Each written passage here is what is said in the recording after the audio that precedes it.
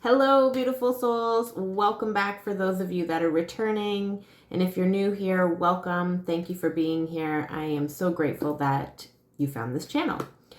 I'm Pamela from Unimend, and I have been on a spiritual journey for a long time, but within the last 2 years, I have completely surrendered and made it like my focus in life. So as I've been doing that, I've recently been called to expand my practices and learn some more about different modalities. So I have been felt called to start learning more about tarot and becoming a little bit more serious with it and using it in my daily practice, as well as being called to start using crystals.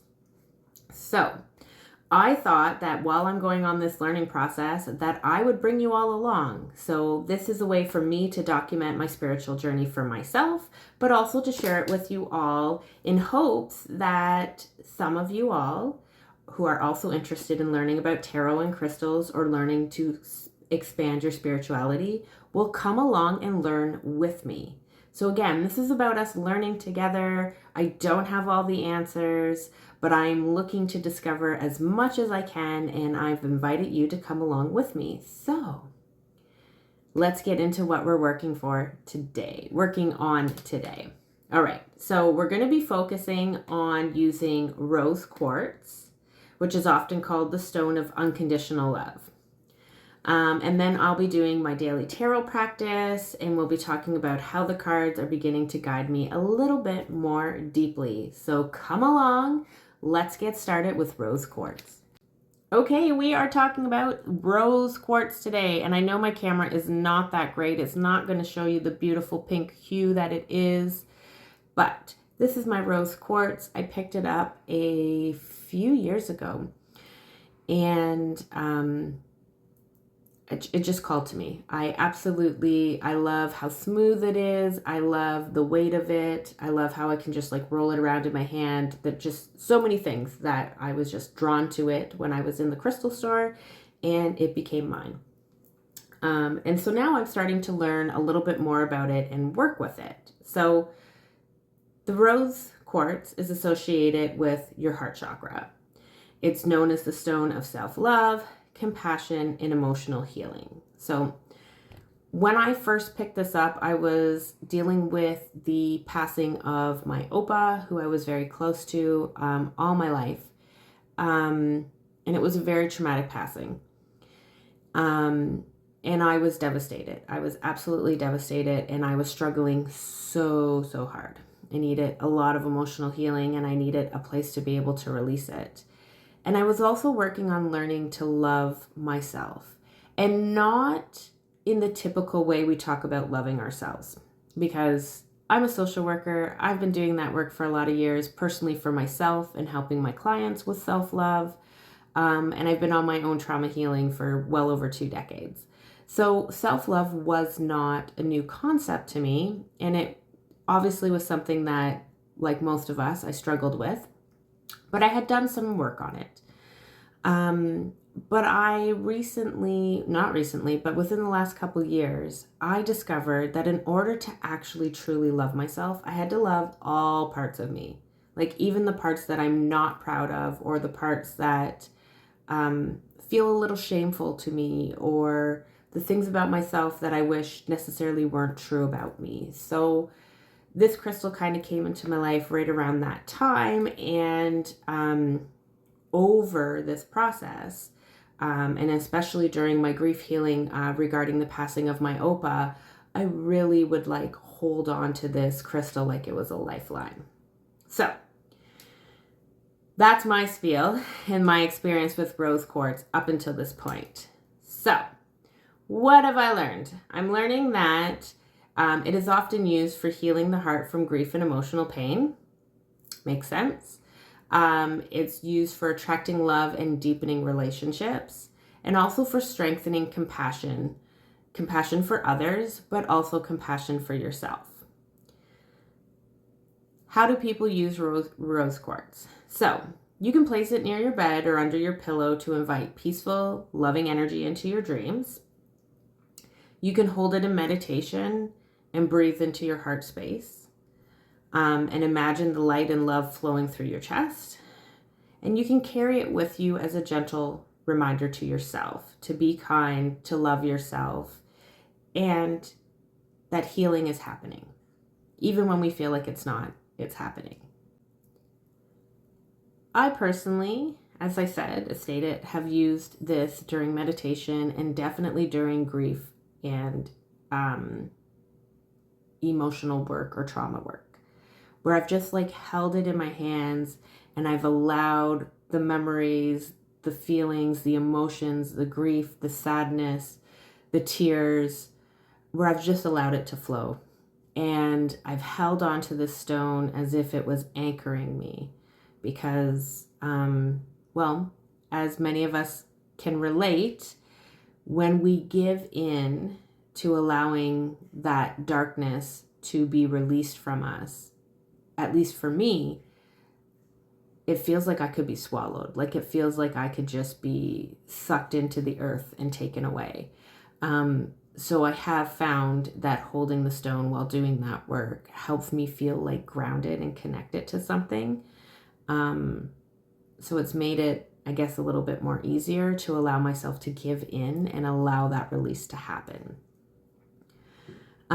So here is a practice that I'm going to do today that I'm sharing with you all. And if you happen to have a rose quartz, I invite you to go ahead and try this practice today. So I'm simply just going to place the rose quartz over my heart.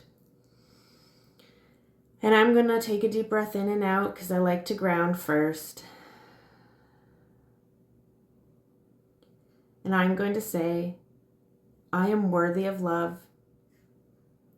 I choose compassion for myself and others. My heart is open to giving and receiving love freely. So again, I am worthy of love. I choose compassion for myself and others.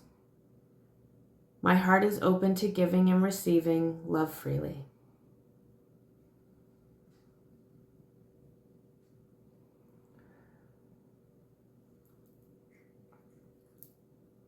So that is the little segment on rose quartz for today. Again, I'm probably going to do this practice a few times today. And also because I know that the rose quartz is associated with the heart chakra, when I do my Reiki self-healing later tonight, I'm going to place the stone on my chest while I do my self-healing in that area. Moving along to our tarot pull for today. Okay, so again, I'm going to take a deep breath in and out.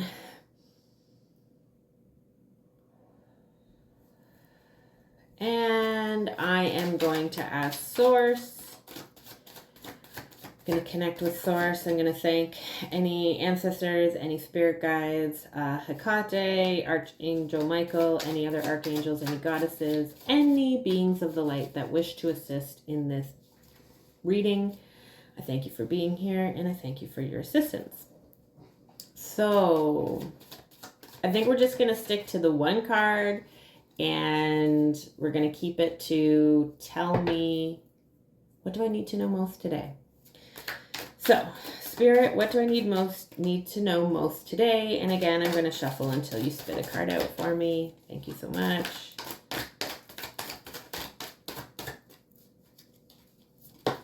Well, here we go. Now, I've heard some people say that if a card drops on the floor, they don't use it. Again, I think tarot is very unique to you. I know that some people believe if it flips upside down that they do it in reverse. For me to begin in my practice, I have set the rules and intention that if a card falls on the ground, it's usable, and that I'm not working with reverse right now.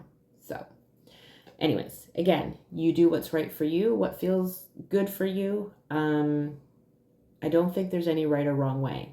That essentially is what I've learned the most in spirituality is very unique to you. So let's see what we got today. Oh, the Death card. Nobody likes the Death card, right? Okay. So here we go. Now, I'm going to take a look at the card. I'm not going to look at what it says, and I'm going to tell you what I see. Okay.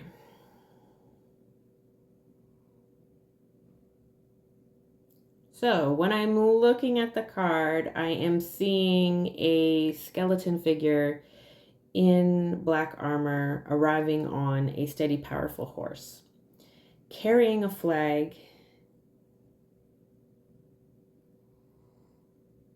So I feel like it's ushering something in. I do notice that in the back, the sun is rising in the back, which I appreciate. It looks like the king here is surrendering, so I feel like this has something to do with surrendering. And I do see death and destruction underneath because there's a person that is dead underneath the horse. So, again, I feel like this has to do about an ending, something being ushered in, like an ending being ushered in, and a call to surrender. So those are my first impressions. And now I'm going to do the research and I'll come back and let you know what I've learned. Okay, so we're talking about the death card today.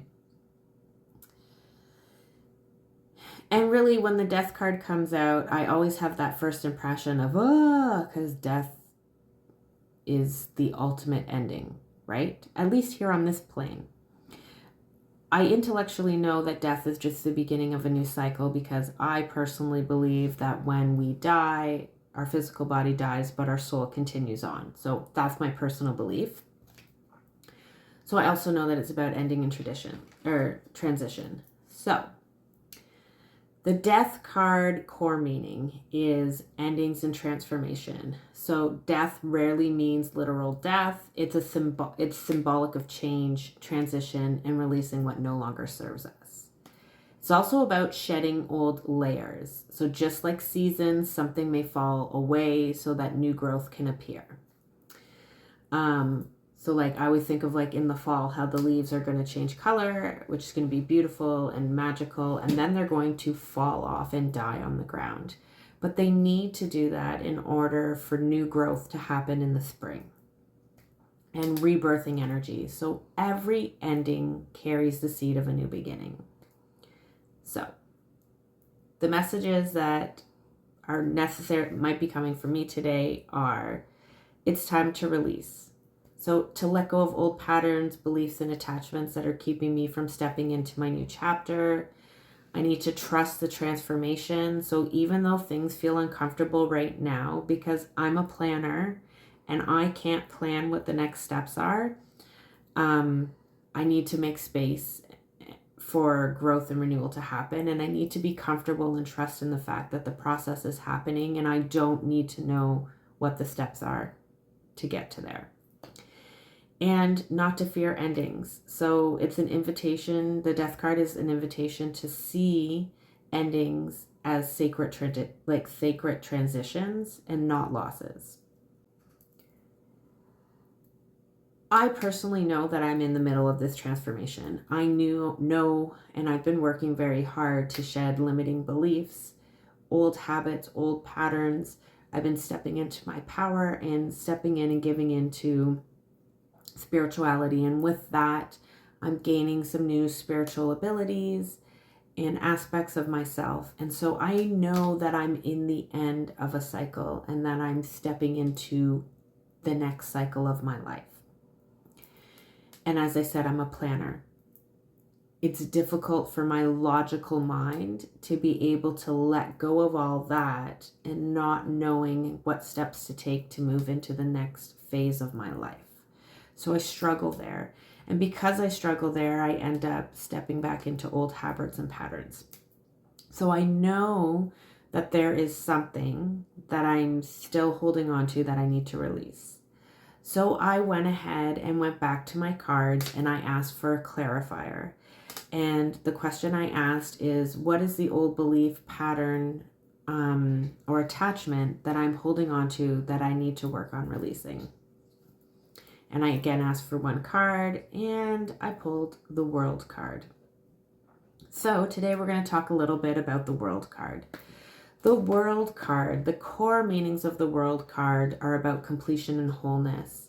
So it's the final card of the Major Arcana series, and it symbolizes the end of a cycle, achievement, and the integration of lessons.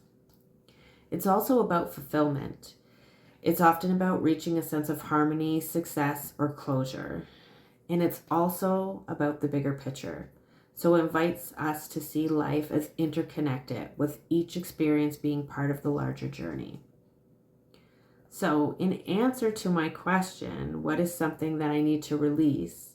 It may be pointing to, and likely for me, it's attachment to completion or perfection. So one of the old beliefs I have is that I need to have it all figured out, right? That's going back to that logical mind. That's that planning of me where I need to know what the next steps are. So I need to release the need to have it all figured out. I don't have to have it all figured out for it to be fully complete before I'm worthy of receiving it or worthy of obtaining that success I'm looking for. I have to let go of chasing the perfect ending or the idea that spiritual growth or that the next chapter has a final destination.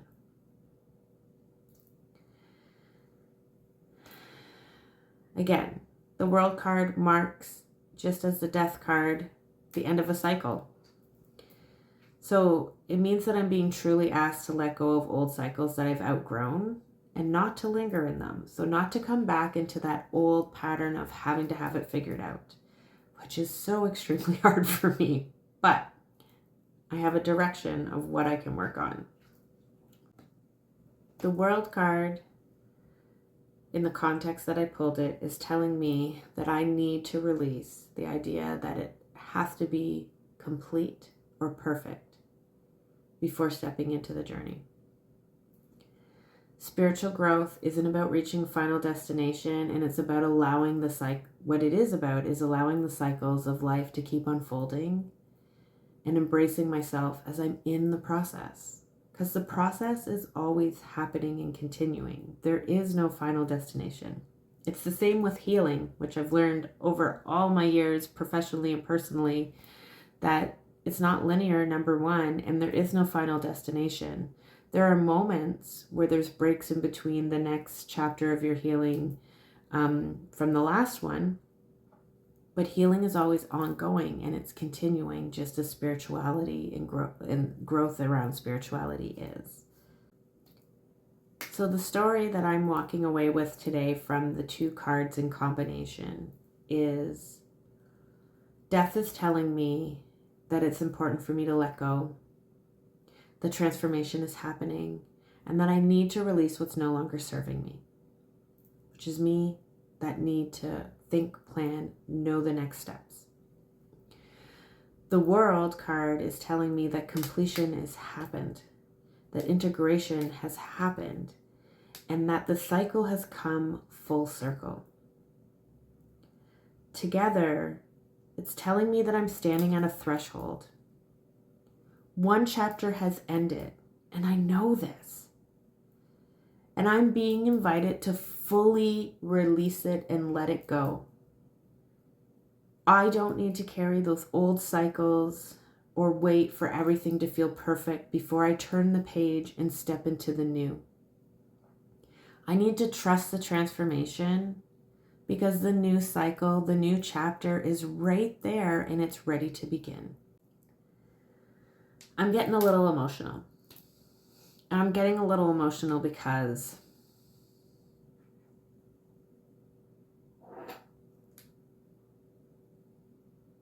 I know that Source is communicating with me each and every day.